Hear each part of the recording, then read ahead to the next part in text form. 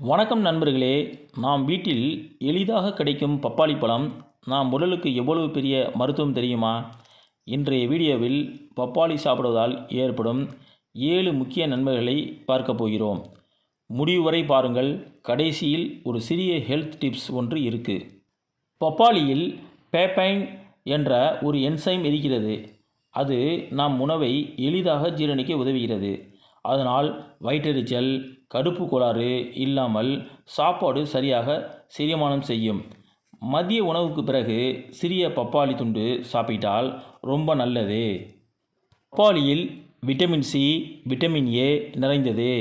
இது தோலை பிரகாசமாக்கி பிம்பிள்ஸ், கரும்புள்ளி போன்ற பிரச்சனைகளை குறைக்கும். பப்பாளி பேஸ்ட்டு போட்டு முகத்தில் வைத்தாலும் நல்ல குளோவாக வரும். அதனால் இதை பியூட்டி பழம்னு கூட சொல்லலாம். பப்பாளியில் இருக்கும் விட்டமின் சி நாம் நோய் எதிர்ப்பு சக்தியை அதிகரிக்கும். அதனால் குளிர், சளி, ஜலதோஷம் போன்ற எளிதாக வராது. சிறு குழந்தைகள் முதல் பெரியோர் வரை இதை விரும்பி சாப்பிடலாம். பப்பாளியில் கலோரி குறைவானது, நார்ச்சத்து அதிகம். அதனால் பசியை கட்டுப்படுத்தி உடல் எடையை குறைக்க உதவுகிறது. மாலையில் ஸ்நாக்ஸுக்கு பதிலாக ஒரு பப்பாளி துண்டு சாப்பிடுங்க. டயட்டுக்கு சூப்பர்.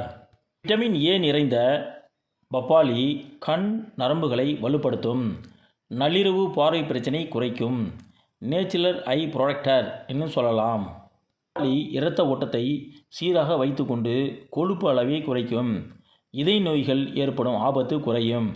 மூத்தவர்களுக்கு வாரத்தில் 3 முறை சாப்பிட்டால் நல்லது. பெண்களுக்கு பப்பாளி ஒரு இயற்கை மருந்து.